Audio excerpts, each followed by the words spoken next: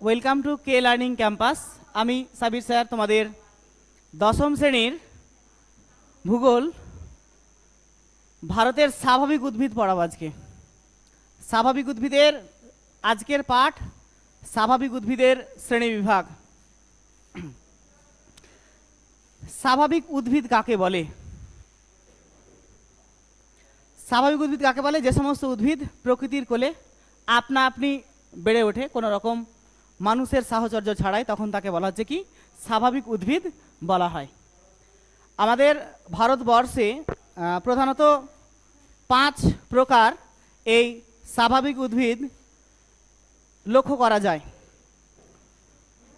বিভিন্ন বইয়ে বিভিন্ন রকম থাকলেও তোমাদের পশ্চিমবঙ্গের মধ্যশিক্ষা পর্ষদের যে সিলেবাস, সেই সিলেবাসে কিন্তু 5 প্রকার সম্পর্কে কিন্তু উল্লেখ করা রয়েছে। এই 5 প্রকার স্বাভাবিক উদ্ভিদগুলি হলো ক্রান্তীয় চিরহরিত উদ্ভিদ, ক্রান্তীয় পর্ণমোচী উদ্ভিদ, ক্রান্তীয় মরু উদ্ভিদ, পার্বত্য উদ্ভিদ আর ম্যানগ্রোভ অরণ্য। প্রত্যেকটার ইংরেজি টার্ম ব্যবহার করা রয়েছে। Tropical evergreen vegetation, tropical deciduous vegetation, tropical desert, mountain vegetation আর ম্যানগ্রোভ ফরেস্ট। এই 5 প্রকার স্বাভাবিক উদ্ভিদ লক্ষ্য করা যায়। আমরা মানচিত্রে দেখে নিব। হ্যাঁ, এই অংশটুকু দেখতে পাচ্ছ, এই যে সবুজ কালার করা রয়েছে, এই অংশটুকু হচ্ছে পার্বত্য উদ্ভিদ। ঠিক আছে, এইদিকেও রয়েছে পার্বত্য উদ্ভিদ। তারপরে আমরা দেখব যে ট্রপিক্যাল ডেসিডিউয়াস, এই যে দেখো কমলা রং করা আছে, এইটুকু হচ্ছে ট্রপিক্যাল ডেসিডিউয়াস বা পর্ণমোচী অরণ্য। ঠিক আছে, পর্ণমোচী অরণ্য। এই অংশটুকু হচ্ছে মরু উদ্ভিদ দেখতে পাওয়া যায়। ঠিক আছে, আর ম্যানগ্রোভ অরণ্য দেখতে পাওয়া যায়, এই যে দেখো পশ্চিমবঙ্গের সুন্দরবন, ঠিক আছে, ওড়িশার ভিতরকণিকা, অন্ধ্রপ্রদেশে দেখতে পাওয়া যায়, তামিলনাড়ুতেও দেখতে পাওয়া যায় এই ম্যানগ্রোভ অরণ্য। আমরা প্রথম যে ভাগটা সেটা হচ্ছে ক্রান্তীয় চিরহরিত উদ্ভিদ। আমরা বুঝতেই পারছি যে নামের সঙ্গে কিন্তু এর বৈশিষ্ট্যের একটা মিল রয়েছে। ক্রান্তীয় মানে 23.5 ডিগ্রি উত্তর অক্ষরেখার পাশেই থাকবে, আর চিরহরিত মানে গাছের পাতা সারা বছর কি থাকবে, সবুজ প্রকৃতির থাকবে। কোথায় দেখতে পাওয়া যায়? পশ্চিম ঘাট পর্বতের পশ্চিম ঢাল, উত্তর পূর্ব ভারতের পার্বত্য অঞ্চল, অরুণাচল প্রদেশ, মিজোরাম, মণিপুর, ঠিক আছে, এই সমস্ত অঞ্চলে দেখতে পাওয়া যায় ক্রান্তীয় চিরহরিত অরণ্য অঞ্চল। এক কথায় যে সমস্ত অঞ্চলে বার্ষিক বৃষ্টিপাতের পরিমাণ বেশি, সেই অঞ্চলটুকুতে দেখতে পাওয়া যায়, এই যে দেখো এই অংশটুকুতে দেখতে পাওয়া যায়, কি দেখতে পাওয়া যায়, ক্রান্তীয় চিরহরিত উদ্ভিদ লক্ষ্য করা যায়। এই ক্রান্তীয় চিরহরিত উদ্ভিদের বৈশিষ্ট্যগুলি কি কি আছে? বৈশিষ্ট্য হচ্ছে উদ্ভিদগুলোর নাম হচ্ছে দেখো আবলুস, মেহগনি, রাবার, রোজউড, আয়রনউড, শিশু, সিঙ্কোনা, বাঁশ, বেত ইত্যাদি। তোমরা কি ওখানে মোবাইল বের করে আছো? মোবাইল বের করবে না, একদম বের করবে না কেউ মোবাইল। রোজউড, আয়রনউড এবং এবনি, এই সমস্ত উদ্ভিদগুলো হচ্ছে নিরক্ষীয় চিরহরিত অরণ্যের উদ্ভিদ। কোন পরিবেশে জন্মগ্রহণ করে? যে সমস্ত অঞ্চলে তাপমাত্রা সারা বছর তাপমাত্রা বেশি থাকবে, এই রকম অঞ্চলে গড়ে উঠবে। যেমন ধরো গড় তাপমাত্রা 24 থেকে 27 ডিগ্রি সেলসিয়াস। গড় বার্ষিক বৃষ্টিপাতের পরিমাণও বেশি, প্রায় 250 সেন্টিমিটার বৃষ্টিপাতের পরিমাণ বেশি। 8 থেকে 9 মাস আর্দ্র প্রকৃতি থাকে, 80 থেকে 90% প্রকৃতির বায়ুটা আর্দ্র প্রকৃতির থাকে। বৈশিষ্ট্য দেখো, 1 নম্বর বৈশিষ্ট্য দেওয়া আছে চিরহরিত বৃক্ষ। এই সমস্ত গাছগুলো হচ্ছে কীরকম প্রকৃতির?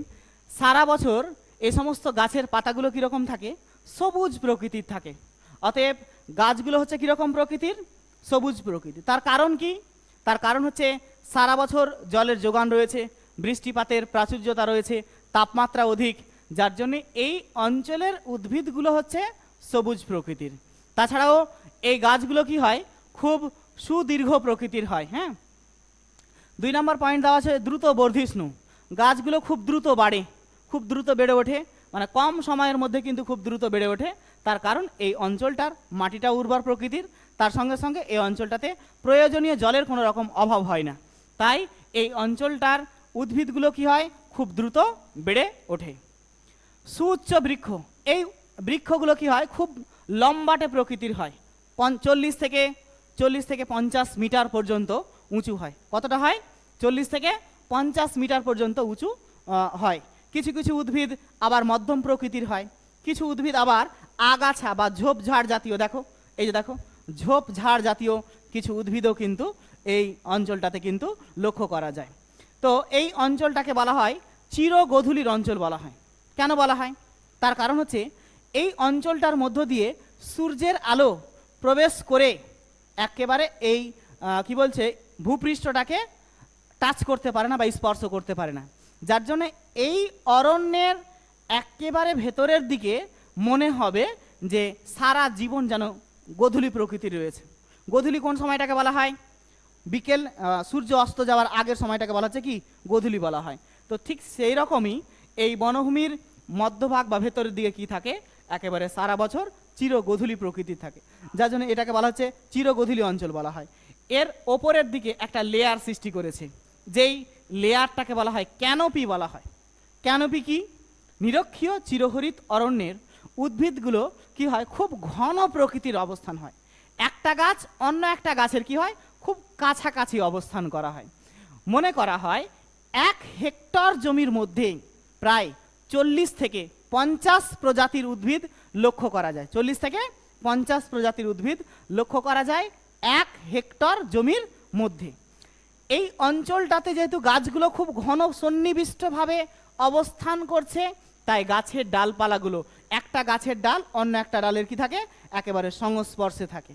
তাই ওপরের দিকে একটি লেয়ার সৃষ্টি করেছে, যে লেয়ারটাকে বলা হয় চাঁদোয়া, ইংরেজিতে একে বলা হয় ক্যানোপি। কি বলা হচ্ছে এটাকে? ক্যানোপি বা চাঁদোয়া বলা হয়। এই লেয়ার ভেদ করে সূর্যের আলো কোনো মতেই ভূপৃষ্ঠটাকে উত্তপ্ত করতে পারে না, তাই এই ভূপৃষ্ঠটা, এই অঞ্চলের মাটিটা সারা বছর কি রকম থাকে, স্যাঁতস্যাঁতে প্রকৃতির আবহাওয়া বিরাজ করে।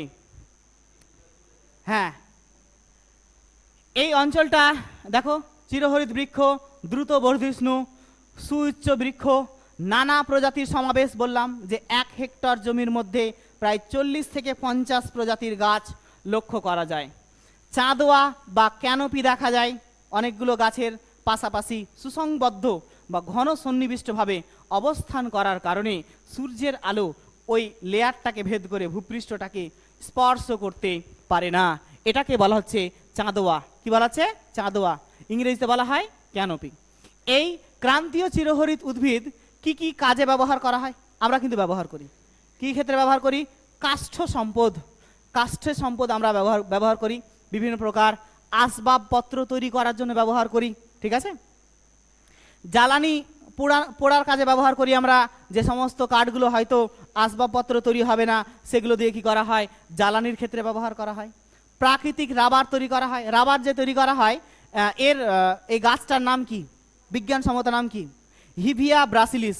সেই গাছটার রাবার থেকে কি তৈরি করা হয়? প্রাকৃতিক রাবার তৈরি করা হয়। এই রাবার থেকে আমরা বিভিন্ন ধরনের ইরেজার তো ব্যবহার করি, এছাড়াও সাইকেলের টায়ার, টিউব, ঠিক আছে, বাইকের বা বিভিন্ন ধরনের গাড়ির টায়ার, টিউব তৈরি করা হয় এই রাবার গাছ থেকে।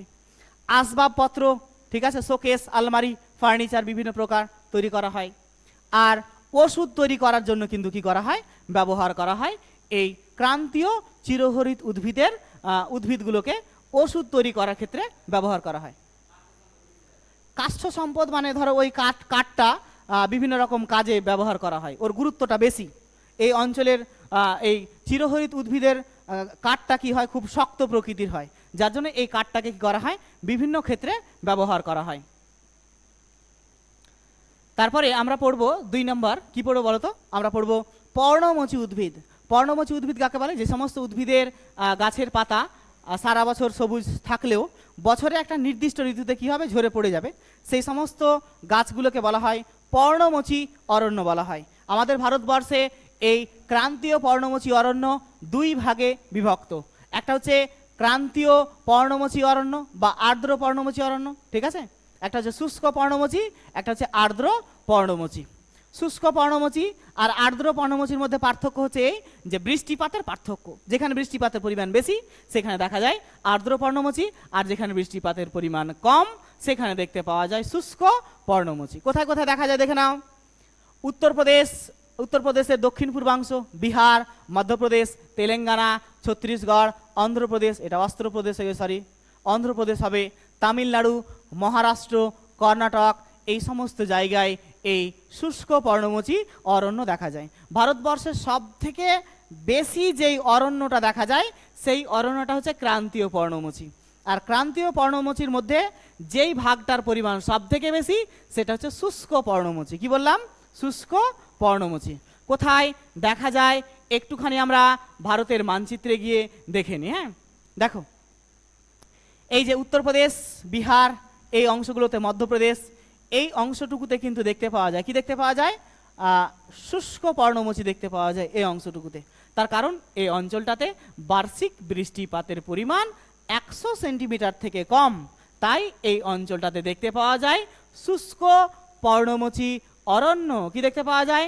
শুষ্ক পর্ণমোচী অরণ্য। ঠিক আছে, এই শুষ্ক পর্ণমোচী অরণ্য কোন পরিবেশে জন্মায় সেটা আমরা দেখে নিই। বার্ষিক গড় বৃষ্টিপাত 50 থেকে 100 সেন্টিমিটার, বললাম যে 100 সেন্টিমিটার থেকে কম বৃষ্টিপাত থাকবে। শীতকাল শুষ্ক প্রকৃতি থাকবে, গ্রীষ্মকাল আর্দ্র প্রকৃতি থাকবে।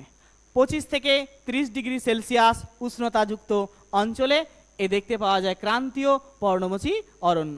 উদ্ভিদগুলো কীরকম প্রকৃতি থাকে? ঝোপঝাড় জাতীয় গাছগুলো দেখতে পাওয়া যায়। যেমন দেখো, ঘাস, কুল, পলাশ, মহুয়া, কেন্দু, কুসুম, বাবলা, শিশল, খয়ের, শাল, শিমুল, এই সমস্ত অরণ্যগুলি এই শুষ্ক পর্ণমোচী অরণ্যে লক্ষ্য করা যায়। স্যার, এই উদ্ভিদগুলো কি তাহলে অন্য কোনো ভাগে দেখতে পাওয়া যাবে না? পাওয়া যেতে পারে, কিন্তু প্রমিনেন্টলি, এক কথায় যেটাকে বলা হয় যেখানে বেশি আধিক্য লক্ষ্য করা যায় সেটা হচ্ছে এই শুষ্ক পর্ণমোচী অরণ্য অঞ্চলে সব থেকে বেশি লক্ষ্য করা যায় এই সমস্ত উদ্ভিদগুলো। এই উদ্ভিদগুলো তো আমাদের এখানেও তো তাহলে বাবলা আছে, কিন্তু আমরা যে অঞ্চলটাতে বসবাস করছি এই অঞ্চলটা হচ্ছে আর্দ্র পর্ণমোচী অরণ্যের অন্তর্গত। ঠিক আছে, তবুও দেখতে পাওয়া যেতেই পারে, কিন্তু সব থেকে বেশি দেখতে পাওয়া যাবে এই শুষ্ক পর্ণমোচী অরণ্য অঞ্চলে। ঠিক আছে, গাছগুলোর বৈশিষ্ট্য দেখে নাও। গাছগুলো যেহেতু বৃষ্টিপাতের পরিমাণ কম তাই ছড়িয়ে ছিটিয়ে অবস্থান করে। উদ্ভিদগুলোর ঘনত্বটাও কী হবে? কম হবে। উদ্ভিদগুলো খুব ছোট ছোট হবে, উচ্চতা 10 থেকে 10 মিটারের মতো হবে। শুষ্ক ঋতুতে গাছের পাতা ঝরে যাবে। সর্বত্র তৃণভূমি ও ঝোপ জঙ্গলের মতো দেখতে পায়। ঝোপ জঙ্গল মানে আমরা যেমন দেখেছি না, ধুতরা গাছ, যে সমস্ত ঝোপঝাড় জাতীয় গাছ বা জবা ফুলের গাছ, সেই সমস্ত গাছগুলি হচ্ছে গুল্ম জাতীয় উদ্ভিদ। এই সমস্ত উদ্ভিদ থেকে আমরা হয়তো শক্ত কোনো কাঠ পাই না, হ্যাঁ, কিন্তু গাছগুলোর উচ্চতা কি থাকে? কম থাকে। সেই সমস্ত উদ্ভিদগুলো দেখতে পাওয়া যায় শুষ্ক পর্ণমোচী অরণ্য অঞ্চলে। তার কারণ এই অঞ্চলটাতে বার্ষিক বৃষ্টিপাতের পরিমাণ কি থাকে? কম থাকে, 50 থেকে 100 সেন্টিমিটার। বৃষ্টিপাতের পরিমাণ কম থাকার জন্য এই অঞ্চলের গাছগুলোর উচ্চতা কম থাকে, গাছগুলো বিক্ষিপ্তভাবে অবস্থান করে, এক জায়গায় জড়োভাবে থাকে না, বিভিন্ন প্রজাতির সমাবেশ লক্ষ্য করা যায় না। এ হচ্ছে শুষ্ক পর্ণমোচী অরণ্যের বৈশিষ্ট্য। কেমন লাগছে পড়তে আজকে বলো? স্বাভাবিক উদ্ভিদ ভালো লাগছে? বলো মেয়েরা, বুঝতে পারছো? এই যে দেখো, পর্ণমোচী, এই দেখো পর্ণমোচী অরণ্য। এই সমস্ত গাছের দেখো পাতা, কিছু কিছু গাছের পাতা আছে, কিছু কিছু গাছের পাতা নেই। হ্যাঁ, তোমরা যদি এই শুষ্ক পর্ণমোচী অরণ্য যদি দেখার ইচ্ছে হয় তো কোনোদিনও তোমরা চলে যাবে মালভূমি অঞ্চল, ঝাড়খণ্ড বা বিহারের দিকে চলে যাবে, সেখানে গিয়ে কিন্তু এই শুষ্ক পর্ণমোচী অরণ্য কিন্তু তোমরা কিন্তু দেখতে পাবে। হ্যাঁ, সায়রা কিছু বলছিল, বলো। হ্যাঁ, লম্বা হয়, কিন্তু সব শিমুলের গাছই তো লম্বা হয় না। আর স্পেশালি ধরা হচ্ছে যে সমস্ত গাছের উচ্চতার একটা গড় উচ্চতা ধরা হয়েছে। গড় উচ্চতা মানে কারোর বেশি কারোর কম, কিন্তু একটা গড় উচ্চতা 10 মিটার ধরা হয়েছে আর কি।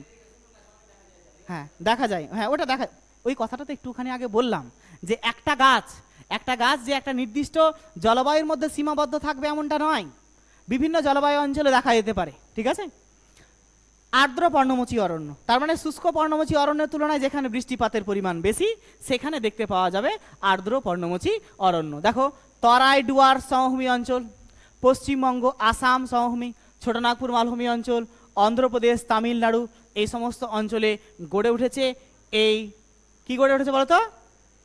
শুষ্ক, হ্যাঁ, আর্দ্র পর্ণমোচী অরণ্য। আর এক কথা, এই যে পশ্চিমবঙ্গটা রয়েছে, ঝাড়খণ্ড, এই সমস্ত অঞ্চলে দেখতে পাওয়া যায় শুষ্ক পর্ণমোচী অরণ্য, আর্দ্র পর্ণমোচী অরণ্য। এমনকি আমরা শুনেছি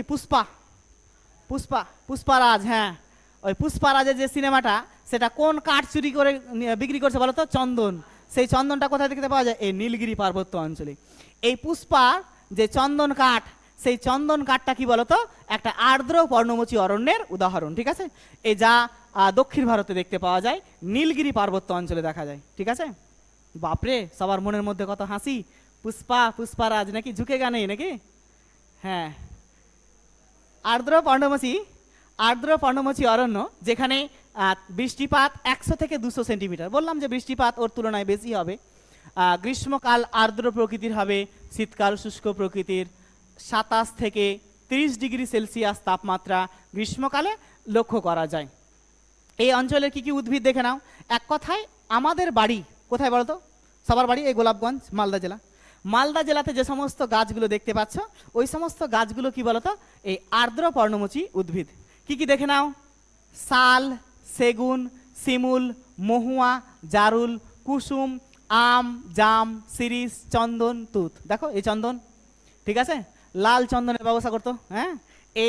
এই সমস্ত উদ্ভিদগুলো আমরা কিন্তু এই অঞ্চলটাতে দেখতে পাই, যা আর্দ্র পর্ণমোচী অরণ্যের উদ্ভিদ।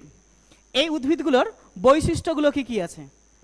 তোমরা দুজন শেষের দিকে, ওই দুজন মেয়ে, ওই গঙ্গার ওই কি মনীষা, এরা দুজন গল্প করছে, ঠিক আছে? গল্প করবে না তোমরা। বৈশিষ্ট্য: গ্রীষ্মের আগে গাছগুলির পাতা ঝরে যায়, আবার বর্ষাকালে কি হয়? নতুন পাতা আবার জন্মায়। গাছগুলি মাঝারি প্রকৃতির উচ্চতা, 25 থেকে 60 মিটার পর্যন্ত কি দেখা যায়? উচ্চতা লক্ষ্য করা যায়। উদ্ভিদের ঘনত্ব বেশি, কার তুলনায় বেশি? শুষ্ক পর্ণমোচী অরণ্যের তুলনায় বেশি। তার কারণ এই অঞ্চলটাতে বৃষ্টিপাতের পরিমাণ বেশি। বৃক্ষগুলির কাঠ খুব শক্ত প্রকৃতির হয় এবং খুব মূল্যবান।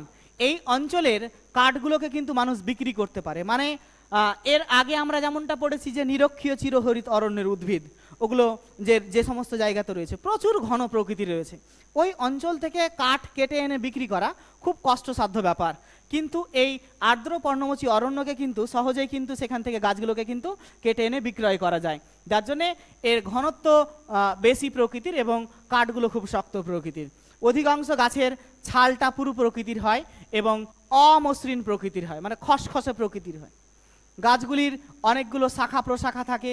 কাণ্ডে একটা জিনিস দেখতে পাওয়া যায়, সেটা হচ্ছে বর্ষবলয়। তোমাদের এখন হোমওয়ার্ক দেওয়া থাকলো 5 মিনিটের জন্য, সবাই ভাবো বর্ষবলয় কি? জীবন বিজ্ঞানে পড়েছো তোমরা, বর্ষবলয় কি? আমি কিছুক্ষণ পরে বলবো, হ্যাঁ, পড়েছো? এই সমস্ত গাছের কাঠগুলো কি কি কাজে ব্যবহার করা হয় দেখে নাও। শাল, সেগুন, শিশু, গামার, এই সমস্ত আসবাবপত্রের তৈরি করার জন্য বা ঘর বাড়ি তৈরি করার জন্য পাহাড়ি অঞ্চলে, জাহাজ বা বাস, লরির কাঠামো তৈরি করার জন্য ব্যবহার করা হয় এই কাষ্ঠ সম্পদ। জ্বালানি হিসাবে যে সমস্ত গাছের কাঠের গুরুত্ব নেই, সেগুলোকে জ্বালানি হিসাবে ব্যবহার করা হয়। বাঁশ এবং সাবাই ঘাস থেকে তৈরি করা হয়, কি তৈরি করা হয়? কাগজ তৈরি করা হয় বা কাগজের মণ্ড তৈরি করা হয়। গঁদ, আঠা, কেন্দু পাতা, এই যে মেয়েরা বিড়ি বাজছে, বিড়ি যে বাজছে না, কোন গাছ থেকে পাতাটা পাওয়া যাচ্ছে দেখে না? বিড়ি তৈরি হচ্ছে কেন্দু পাতা। কোথা থেকে? কেন্দু পাতা, ঠিক আছে? শাল পাতা, ধুনো, লাক্ষা, এগুলো কিন্তু ব্যবহার করা হয়।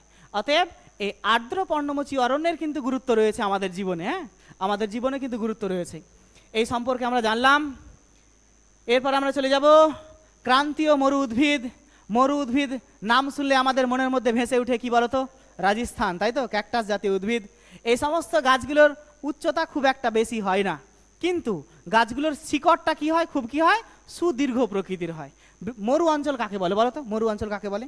যদি কোনো একটি অঞ্চলে বার্ষিক বৃষ্টিপাতের পরিমাণ 25 সেন্টিমিটারের কম যদি হয়, তাহলে তাকে বলা হয় মরু অঞ্চল বলা হয়, ঠিক আছে? তো রাজস্থানের থর মরুভূমিতে, গুজরাট, পাঞ্জাব এবং হরিয়ানার কিছু অংশে দেখতে পাওয়া যায় এই মরু উদ্ভিদ। অর্থাৎ এই অংশটুকুতে দেখতে পাওয়া যায় মরু উদ্ভিদ দেখতে পাওয়া যায়। রাজস্থান, ঠিক আছে, গুজরাট, পাঞ্জাবের কিছু অংশ, মধ্যপ্রদেশের কিছু অংশ, এই মধ্য বলছি, এই সমস্ত অঞ্চলে কি দেখতে পাওয়া যায়, ডেজার্ট ভেজিটেশন বা মরু উদ্ভিদ লক্ষ্য করা যায়। এই উদ্ভিদগুলোর কেমন পরিবেশে বেড়ে উঠবে, এই যে উদ্ভিদগুলো যে আছে কেমন পরিবেশে বেড়ে উঠবে, উদ্ভিদগুলো বেড়ে ওঠে সাধারণত যেখানে চরম ভাবাপন্ন জলবায়ু, মানে প্রচণ্ড গরম, অসহ্যকর গরম, সেখানে গড়ে ওঠে। ঠিক আছে, বার্ষিক উষ্ণতা বেশি, 30 থেকে 35 ডিগ্রি সেলসিয়াস, উষ্ণতার প্রসার খুব বেশি, 25 সেন্টিমিটারে কম বৃষ্টিপাত। দেখো মরু অঞ্চলে 25 সেন্টিমিটার বৃষ্টিপাত কম, সেই সমস্ত অঞ্চলে এই মরু উদ্ভিদ দেখতে পাওয়া যাবে। কি কি উদ্ভিদ? ক্যাকটাস, ফণিমনসা, বাবলা, খেজুর, কাঁটাঝোপ, বিভিন্ন প্রকার ঘাস, এই সমস্ত উদ্ভিদকে আবার বলা হয় জেরোফাইট বা জাঙ্গল উদ্ভিদ। কি বলা হয়? জেরোফাইট বা জাঙ্গল উদ্ভিদ বলা হয়। এই গাছগুলোর বৈশিষ্ট্য কি কি দেখে নাও। গাছগুলো কীরকম প্রকৃতির? ছোট গাছ। ছবিটা একটুখানি দেখিয়ে দিই আগে, তারপর পড়াবো। দেখো, হ্যাঁ, এটা এআই দিয়ে বানানো আছে, হয়তো এআই দিয়ে হয়তো বানানো রয়েছে। গাছগুলো এতটা ঘন নেই, মানে বিক্ষিপ্তভাবে রয়েছে।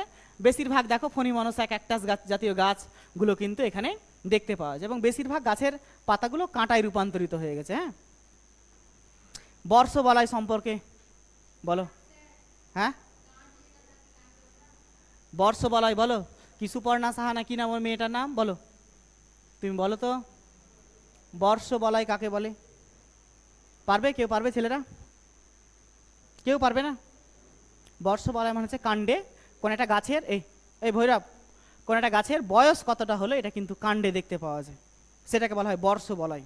গাছের বয়স কতটা ওটা কিন্তু কাণ্ডে লক্ষ্য করা যায়, সেটাকে বলা হচ্ছে বর্ষবলয়। হ্যাঁ, ছোট গাছ। এই গাছগুলোর বৈশিষ্ট্য হচ্ছে গাছগুলো খুব ছোট ছোট হয় এবং ছড়িয়ে ছিটিয়ে অবস্থান করে। উদ্ভিদের সংখ্যা খুব একটা বেশি হয় না, কিন্তু মূলটা কিন্তু সুগভীর প্রকৃতির হয়। মানে গাছের যা উচ্চতা, শিকড়টা কিন্তু অনেকটা জলের সন্ধানে বা ভৌম জলের সন্ধানে কিন্তু অনেকটা গভীরে চলে গেছে। ঠিক আছে, কিন্তু গাছের অনেকগুলো বহু শাখা প্রশাখাযুক্ত হয়, কাণ্ড কাঁটাযুক্ত হয়, সবুজ রসালো এবং পুরু ছাল দ্বারা আবৃত। পাতা, এতে এই সমস্ত গাছের পাতা থাকে না বললেই চলে, কিন্তু পাতাতে একটা আবরণ থাকে, যেই আবরণটাকে বলা হয় কিউটিকলের আবরণ। আমরা পড়েছি মোমের একটা আবরণ, কিউটিকলের মতো একটা আবরণ দেওয়া থাকে, যার দরুন কি হবে, জলটাকে খুব দ্রুত গ্রহণ করতে পারবে এবং বাষ্পীভবনটাকে আটকাতে পারবে এই কিউটিকলের আবরণ। ঠিক আছে, এক কথায় এই মরু অঞ্চলের উদ্ভিদ সেই অঞ্চলের সঙ্গে কি হয়েছে, অর্থাৎ সেই অঞ্চলের পরিবেশের সঙ্গে অভিযোজিত হয়েছে বা অ্যাডাপ্টেশন করেছে সেই অঞ্চলের পরিবেশের সঙ্গে। এই অঞ্চলের যে সমস্ত উদ্ভিদগুলো পাওয়া যায় সেগুলো কি কি কাজে ব্যবহার করা হয় দেখে নাও। পশু খাদ্য হিসাবে ব্যবহার করা হয়, অনেকগুলো বড় বড় চারণ ভূমি গড়ে তোলা হয়েছে। ঠিক আছে, ফল যেমন ধরো খেজুর এবং তাল পাওয়া যায়, মানুষ সেটাকে কি করে, খাদ্য হিসাবে গ্রহণ করে। ওষুধ, এ সমস্ত গাছের উদ্ভিদ থেকে ওষুধ তৈরি করা হয়। জ্বালানির ক্ষেত্রে ব্যবহার করা হয়, মানুষ পুড়িয়ে সেখান থেকে কি করা হয়, তাপ উৎপাদন করে বা জ্বালানির জন্য ব্যবহার করে।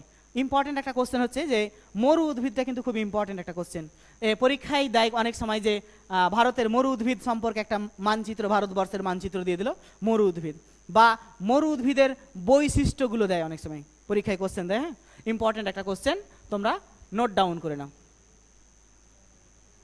তারপরে ম্যানগ্রোভ অরণ্য, এই অরণ্য সম্পর্কে আমরা যদিও পরিচিত রয়েছি, আগে আমরা ছবিগুলো দেখে নিই যে দেখতে কেমন হয় এই ম্যানগ্রোভ অরণ্য। ম্যানগ্রোভ অরণ্য নাম আসলেই পশ্চিমবঙ্গের সুন্দরী, গরান, গেওয়া, হেতাল, কেওয়া, হোগলা, গোলপাতা, এই সমস্ত উদ্ভিদের কথা আমাদের মনে পড়ে। দেখো, হ্যাঁ হ্যাঁ, এই দেখো, এই যে অনেকগুলো কি রয়েছে, অনেকগুলো কি রয়েছে, মূল রয়েছে, তাই তো। দেখো, এই উদ্ভিদটা হচ্ছে সুন্দরবন অঞ্চলের উদ্ভিদ। আর রয়েছে, হ্যাঁ, এই যে দেখো, এটা হচ্ছে শ্বাসমূল। ঠিক আছে, এটা কি শ্বাসমূল? হ্যাঁ হ্যাঁ, জলের মধ্যে আছে। এটা কি বলো তো, এটা জরায়ুজ অঙ্কুরোদ্গম। ঠিক আছে, আমরা আগে এই মরু অঞ্চলের উদ্ভিদের, ম্যানগ্রোভ অরণ্যের উদ্ভিদের সম্পর্কে আমরা জানি। ম্যানগ্রোভ অরণ্য দেখতে পাওয়া যায় যে সমস্ত অঞ্চলে জোয়ার ভাটার প্রকোপ বেশি সেই সমস্ত অঞ্চলে দেখতে পাওয়া যায়। যেমন পশ্চিমবঙ্গের সুন্দরবন, সুন্দরবনের নাম সুন্দরবন কেন হলো? কারণ ওখানে এক ধরনের গাছ দেখতে পাওয়া যায়, যে গাছটার নাম হচ্ছে কি সুন্দরী গাছ, নাকি? সেই গাছের নাম অনুসারে হয়েছে এটা ম্যানগ্রোভ হয়ে গেছে, এটা ম্যানগ্রোভ হবে, ম্যানগ্রোভ অরণ্য। এছাড়াও মহানদী, গোদাবরী, কৃষ্ণা, কাবেরী এই সমস্ত অঞ্চলেও এই ম্যানগ্রোভ অরণ্য দেখতে পাওয়া যায়। দেখো এই যে ডিপ কালার করা আছে, দেখো এই যে এখানে দেখতে পাওয়া যায় কাবেরী নদী আছে, এখানে গোদাবরী নদী, সরি এখানে রয়েছে কাবেরী, হ্যাঁ, আর এখানে রয়েছে মহানদী, এখানে রয়েছে সুন্দরবন। এই সমস্ত অঞ্চলে ম্যানগ্রোভ অরণ্য লক্ষ্য করা যায়। আমাদের ভারতবর্ষের বৃহত্তম ম্যানগ্রোভ অরণ্যের নাম হচ্ছে সুন্দরবন। যদি বলা হয় দ্বিতীয় বৃহত্তম, সেটা হবে ওড়িশার ভিতরকণিকা। ওড়িশার কি হবে? ভিতরকণিকা, ঠিক আছে? ভারতের দ্বিতীয় বৃহত্তম ম্যানগ্রোভ অরণ্যের নাম কি বললাম? ওড়িশার ভিতরকণিকা। এই মহানদী, গোদাবরী, কৃষ্ণা, কাবেরী, আন্দামান নিকোবর দ্বীপপুঞ্জ, ঠিক আছে, এই সমস্ত অঞ্চলে দেখা যায়। পরিবেশটা কেমন থাকবে দেখে নাও। সারা বছর অধিক তাপমাত্রা থাকবে, অধিক উষ্ণতা থাকবে, স্বল্প উষ্ণতার প্রসর দেখতে পাওয়া যাবে। বৃষ্টিপাতের পরিমাণ 150 থেকে 200 সেন্টিমিটার। জোয়ার দ্বারা প্লাবিত থাকবে, কাদায় মোড়া থাকবে, কর্দমাক্ত লবণাক্ত মাটিতে এই ম্যানগ্রোভ অরণ্য বেড়ে উঠবে। এই সমস্ত উদ্ভিদ দেখে নাও, সুন্দরী, গরান, গেওয়া, কেয়া, গোলপাতা, হুগলা, কেওড়া, বোড়া, এই সমস্ত প্রায় 64টি প্রজাতির উদ্ভিদ এই সুন্দরবন অঞ্চলে দেখতে পাওয়া যায়। সুন্দরবন অঞ্চলের যে উদ্ভিদ, সেই সমস্ত উদ্ভিদের বৈশিষ্ট্যগুলো কি কি? অনেকগুলো বৈশিষ্ট্য ছিল, আমি কেটে দিয়েছি, হ্যাঁ, কমিয়ে দিয়েছি। চিরহরিত উদ্ভিদ, এই সমস্ত উদ্ভিদের যেহেতু সারা বছর জলের যোগান রয়েছে, যার জন্য গাছের পাতাগুলো কীরকম থাকে? সবুজ প্রকৃতির থাকে। ঠেস মূল, এই সমস্ত গাছে দেখতে পাওয়া যায় ঠেস মূল। জোয়ারের জল থেকে নিজেকে বাঁচানোর জন্য কি রয়েছে? এই সমস্ত উদ্ভিদে দেখতে পাওয়া যায় ঠেস মূল। এই যে মূলটা দেখতে পাচ্ছ তোমরা, অসংখ্য মূল, এটাকে বলা হচ্ছে ঠেস মূল। জোয়ারের দ্বারা জল যখন ধাক্কা দিবে, তখন গাছটা কি হবে না? উপড়ে যাবে না, বা ভাটার টানে জলটা ভেসে সমুদ্রের গর্ভে যাবে না। তাই এই সমস্ত গাছের কি দেখতে পাওয়া যায়? ঠেস মূল দেখতে পাওয়া যায়, ঠিক আছে? ঠেসমূল কি? সুন্দরবন বা ম্যানগ্রোভ অরণ্যের উদ্ভিদে লক্ষ্য করা যায় এক ধরনের মূল, যেই মূলটা কি হয়? নিজেকে জোয়ার ভাটার প্রকোপ থেকে রক্ষা করার জন্য অসংখ্য কি দেখতে পাওয়া যায়? মূল দেখতে পাওয়া যায়। সেটাকে বলা হচ্ছে কি? ঠেস মূল। কি বলা হচ্ছে? ঠেস মূল, ঠিক আছে? আর কি বৈশিষ্ট্য আছে দেখো, 3 নম্বর দেওয়া আছে শ্বাস মূল।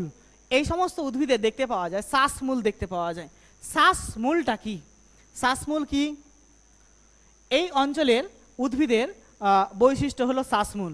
শ্বাসমূল যেহেতু লবণাক্ত মাটিতে জন্মায়, তাই মাটির নিচ থেকে এই লবণাক্ত মাটি থেকে তার শ্বাসকার্য পরিচালনা করার জন্য প্রচুর কষ্ট হয়, ঠিক আছে, অক্সিজেন গ্রহণ করার জন্য। তাই এই মাটির নিচ থেকে অভিকর্ষের বিপরীত দিকে, অভিকর্ষ কি নিচের দিকে টানছে, অভিকর্ষের বিপরীত দিকে এক ধরনের মূল কি হয়? মাটির ওপরের দিকে বেড়ে আসে, আর সেই মূলটাকে বলা হচ্ছে শ্বাসমূল। এই শ্বাসমূলটা দেখতে খুঁটির মতো লাগবে, দেখো খুঁটির মতো লাগছে, এবং অসংখ্য ছিদ্রযুক্ত হয়। কিরকম হয়? অসংখ্য ছিদ্রযুক্ত, এবং কিরকম দেখতে? খুঁটির মতো দেখতে। এই শান্তনু, এই উদ্ভিদগুলোতে আর একটা জিনিস দেখা যায়, সেটা হচ্ছে যে জরায়ুজ অঙ্কুরোদ্গম। জরায়ুজ অঙ্কুরোদ্গম কি? অর্থাৎ অঙ্কুর, আমরা জানি যে অঙ্কুরটা কি, যে বাড়িতে যদি ছোলা ভিজিয়ে রাখা হয়, 2 দিন পেরিয়ে যাওয়া মাত্র কি হবে? ছোলাটা কি হয়ে যায়? অঙ্কুরিত হয়ে যায়। ঠিক তেমনি এই সমস্ত গাছের ফলগুলি গাছ থেকে মাটিতে পড়ার আগেই কি হয়ে যাবে? অঙ্কুরিত হয়ে যাবে। দেখো ফলটা বেরিয়েছে, ও পেকে গেছে, ও পড়ার সময় হবে, তার আগেই দেখো অঙ্কুরিত হয়ে গেছে গাছটা। এমনকি ওর কি হয়েছে? ওর শিকড়ও হয়ে গেছে, হ্যাঁ। তাই এই ফলটা যখন মাটিতে পড়বে, মাটিতে পড়া মাত্রই কি হবে? মাটিটাকে আঁকড়ে ধরবে। এতে কি হবে? সমুদ্রের জলের দ্বারা কি হবে না? পরিবাহিত হয়ে যাবে না সমুদ্র গর্ভে। এটাকে বলা হচ্ছে জরায়ুজ অঙ্কুরোদ্গম। জরায়ুজ অঙ্কুরোদ্গম কাকে বলে? যে সুন্দরবন অঞ্চলের উদ্ভিদের কি হয়? গাছের ফল গাছ থেকে মাটিতে পড়ার আগেই পেকে যায় এবং কি হয়ে যায়? অঙ্কুরিত হয়ে যায়। এই অঙ্কুরিত হয়ে যাচ্ছে, এটাকে বলা হচ্ছে জরায়ুজ অঙ্কুরোদ্গম, ঠিক আছে? এমনটা হওয়ার কারণ হচ্ছে এই অঞ্চলটাতে জোয়ার ভাটার প্রকোপ বেশি থাকার জন্য। যদি এমনটা না হতো, যে জরায়ুজ অঙ্কুরোদ্গম যদি না হতো, একটা ফল সেই সুন্দরবন অঞ্চলের মাটিতে পড়তো, ম্যানগ্রোভ অরণ্যে পড়ার পরে মাটির সংস্পর্শে, ভিজা মাটির সংস্পর্শে সেটা অঙ্কুরিত হতো, তারপর সেটাকে আবার শিকড় হতো, অনেক সময় লেগে যেত। তার সঙ্গে সঙ্গে হয়তো ওটা হতে হতে হয়তো সমুদ্রের জলের দ্বারা হয়তো বয়ে নিয়ে চলে গেছে। তাই এই সমস্ত অঞ্চলের গাছগুলো কি করেছে, অভিযোজিত হয়েছে বা অ্যাডাপ্টেশন করেছে আর কি। হ্যাঁ, ব্যবহার, এই সমস্ত গাছের কাঠগুলো বিভিন্ন কাজে ব্যবহার করা হয়।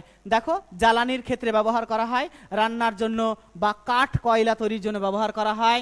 কাষ্ঠ শিল্প, যেমন গেওয়া কাঠ, প্যাকিং, এই যে দেখো আম লিচু প্যাকেটিং করে না, সেই প্যাকিং করার জন্য ব্যবহার করা হয়। ঠিক আছে, দেশলাই তৈরি করার জন্য ব্যবহার করা হচ্ছে, দেশলাই তৈরি করার জন্য ব্যবহার করা হয়। কাষ্ঠমণ্ড তৈরি করার জন্য, কাঠ পেন্সিল তৈরি করার জন্য ব্যবহার করা হয়। ঠিক আছে, ওষুধ, গর্জন গাছের ছাল থেকে মধুমেহ রোগ বা ডায়াবেটিস রোগের কি করা হয়, ওষুধ তৈরি করা হয়। ঠিক আছে, গর্জন গাছের এ থেকে আর কি। বকুল ও বান বকুল থেকে চোখের রোগের ওষুধ প্রস্তুত করা হয়। ম্যানগ্রোভ উদ্ভিদের বিষাক্ত ছত্রাক দ্বারা রোগ ও পোকামাকড় কি করা হয়, মারার জন্য কি করা হয়, ওষুধ তৈরি করা হয়। উপজাত দ্রব্য, ম্যানগ্রোভ অরণ্যে লাক্ষা পাওয়া যায়, মধু পাওয়া যায়, মোম, মাছ সংগ্রহ করা হয়। এছাড়াও গেওয়া, গর্জন, ধুন্দুল গাছের ছাল থেকে ট্যানিন তৈরি করা হয়। ট্যানিন কি তৈরি করা হচ্ছে, ট্যানিন তৈরি করা হয়। গোলপাতা, হোগলা, বাড়ির ঘর ছাউনি, মাদুর তৈরি করার জন্য বা ঝুড়ি তৈরি করার জন্য ব্যবহার করা হয়। এমনকি আমরা হোমিওপ্যাথিক ওষুধের ক্ষেত্রে যদি দেখি, বোতলের ছিপি ব্যবহার করা হয়। ওই ছিপিটাকে কিন্তু তৈরি করা হচ্ছে এই শ্বাসমূল, সুন্দরবন অঞ্চলে যে শ্বাসমূল, ওই শ্বাসমূলটাকে কি করা হয়, ওই হোমিওপ্যাথিক ওষুধের বোতলের ছিপি হিসাবে ব্যবহার করা হয়। আমাদের ভারতবর্ষের একমাত্র ভাসমান বনভূমির নাম হচ্ছে কেম্বুল লামজাও, মণিপুরের লোকটাক হ্রদ। ঠিক আছে, 1 মার্কের জন্য ইম্পর্টেন্ট। এই হলো ম্যানগ্রোভ অরণ্য। এরপরে আমরা পড়বো পার্বত্য উদ্ভিদ। এটাই আছে শুধুমাত্র। হ্যাঁ, এটাই। হ্যাঁ, যাও, বাড়ি চলে যাবে, ফোন আসছে, যাও। হ্যাঁ, পার্বত্য উদ্ভিদ, যে সমস্ত উদ্ভিদগুলো দেখতে পাওয়া যায় কোথায় বলো তো, পার্বত্য অঞ্চলে দেখতে পাওয়া যায়, সেই সমস্ত উদ্ভিদগুলোকে বলা হচ্ছে কি, পার্বত্য উদ্ভিদ। যা দেখতে পাওয়া যায় অরুণাচল প্রদেশ, মিজোরাম, মণিপুর, নাগাল্যান্ড, সিকিম, উত্তরাখণ্ড। তোকে আসতে হবে না, না, বাইরে দাঁড়িয়ে থাক, বাইরে দাঁড়িয়ে থাক, স্যারকে ডেকে নে। এতক্ষণে যে ঢুকছে, ও জল আনতে গেছিল। ঠিক আছে,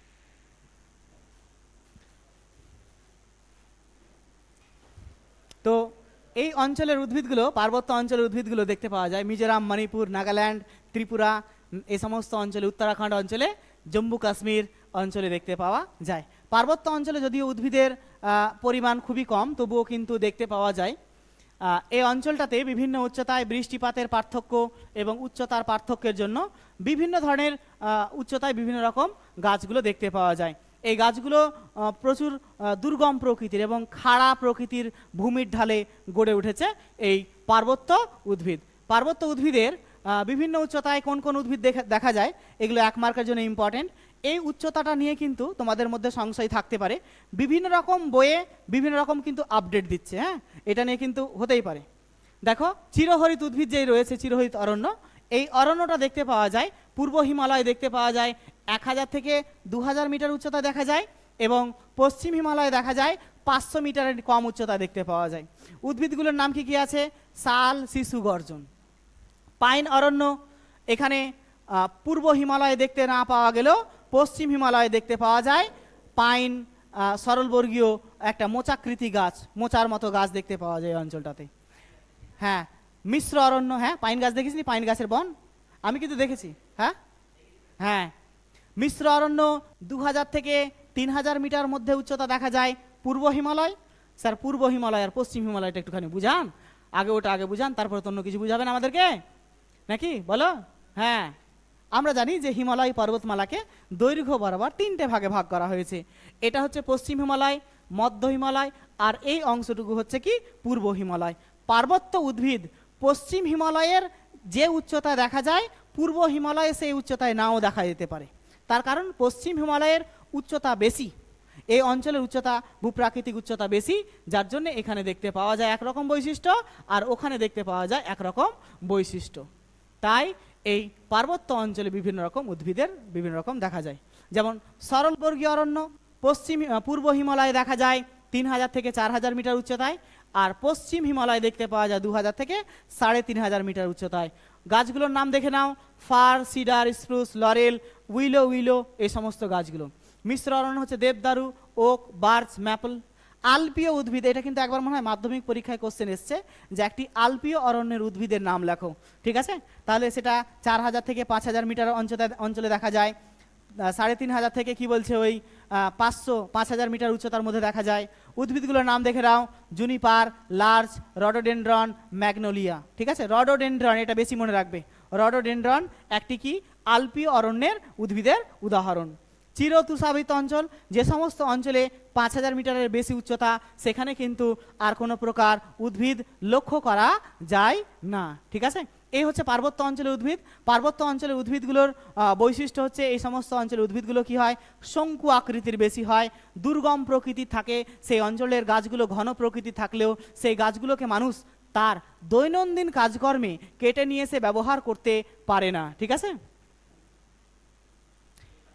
এই অঞ্চলের গাছগুলোকে কি কি কাজে ব্যবহার করা হয়, পার্বত্য অঞ্চলের গাছগুলোকে দেখে নাও।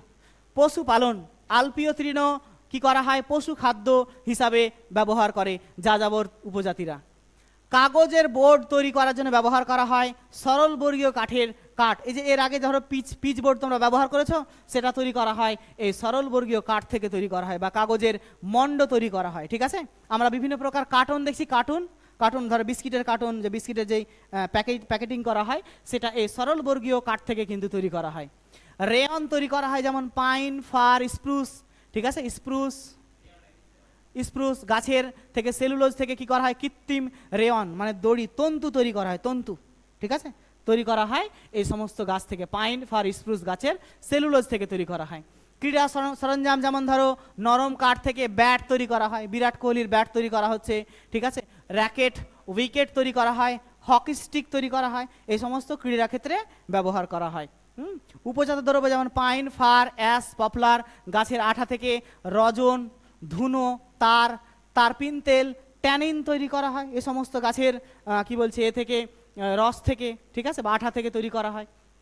যেমন পার্বত্য অঞ্চলে বাড়ি তৈরি করার জন্য কিন্তু ব্যবহার করা হয় এই পার্বত্য অঞ্চলের উদ্ভিদগুলোকেই ব্যবহার করা হয়। এখনও যদি আমরা যাই, পার্বত্য অঞ্চলের মানুষেরা কিন্তু কাঠের বাড়িতে কিন্তু বসবাস করছে, যদিও বর্তমানে মানুষ কিন্তু আর কাঠের বাড়ি ব্যবহার করে না, এখন কিন্তু পিলার দিয়ে বা ইট সুরকি দিয়ে বা চুন সুরকি দিয়ে কিন্তু বাড়িঘর তৈরি করছে। হ্যাঁ, জাহাজ নির্মাণে ব্যবহার করা হয় শাল, শিশু, পাইন ব্যবহার করা হয়। কিন্তু যেহেতু দুর্গম প্রকৃতির এই অঞ্চলটার কাঠ যেহেতু কাটা খুবই কষ্টকর, তাই এই অঞ্চলের কাঠকে কিন্তু আমরা কিন্তু দৈনন্দিন কাজে খুব একটা ব্যবহার করতে পারি না। হ্যাঁ, আমরা আজকে পড়লাম কি বলছে ভারতের স্বাভাবিক উদ্ভিদের 5টি শ্রেণীবিভাগ পড়লাম। পরের দিন আমরা পড়ব স্বাভাবিক উদ্ভিদের সংরক্ষণের পদ্ধতি এবং তার সংরক্ষণ না করলে পারে কি কি হতে পারে, ঠিক আছে, বা কেন ক্ষতিগ্রস্ত হচ্ছে স্বাভাবিক উদ্ভিদ, সেই সমস্ত ব্যাপারে আমরা পরের ক্লাসে পড়বো আজকে। হ্যাঁ, আজকে এই পর্যন্তই।